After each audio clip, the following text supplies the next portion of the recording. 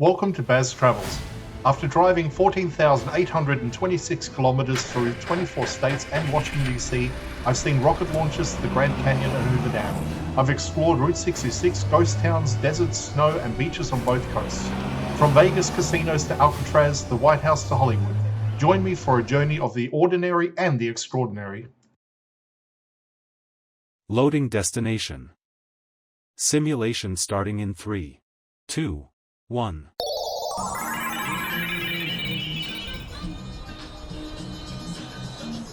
To look around, move your phone or tablet. Click and drag if on a computer or move your head if using a VR headset. Please like and subscribe. The New York Hotel and Casino opened in January 1997, becoming one of the signature properties of the 1990s era of themed mega resorts in Las Vegas.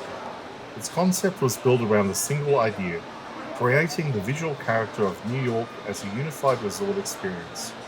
Instead of copying one landmark, the exterior was designed as a sculpted skyline representing several of Manhattan's most recognizable shapes.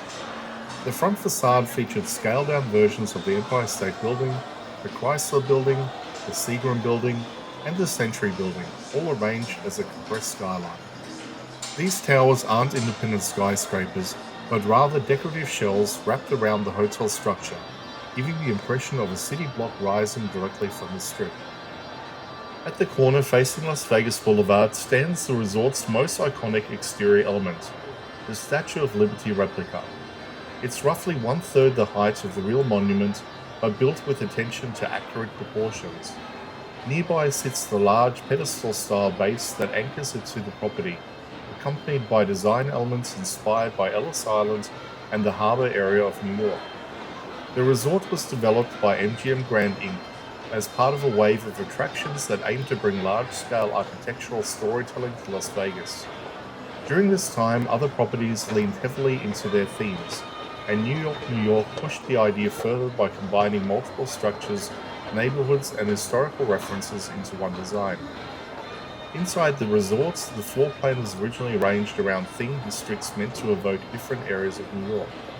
These included references to Greenwich Village, Times Square, and parts of the Lower East Side. Many of the interior facades were built to resemble urban brownstones, storefronts, and brick-lined alleyways. While the property has undergone updates over time, several of these foundational architectural elements remain part of its layout. A major engineering feature added at opening was the Big Apple Coaster, which wraps around the exterior towers before entering indoor sections of the property. Its tracks integrates with the skyline facade, using both the structure and the theme to create one cohesive visual identity. New York's arrival marked a moment when Las Vegas embraced the concept of destinational replication, creating miniature versions of global cities as self-contained environments. The resort captures that trend in a distinctive way by blending architectural references, a compressed skyline, and themed elements without attempting a literal recreation of a single location. The result was a hotel casino that stood out for its artistic interpretation of the city rather than for exact duplication. Its history reflects a period when Las Vegas experimented with storytelling through architecture, and New York remains one of the clearest examples of that approach on the Strip.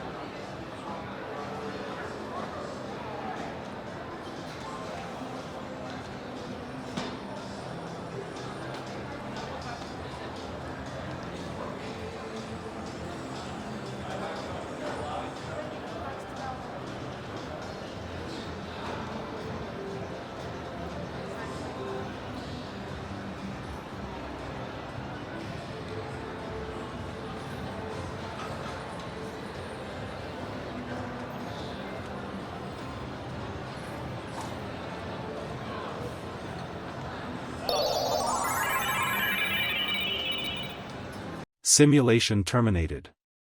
Please comment, like and subscribe.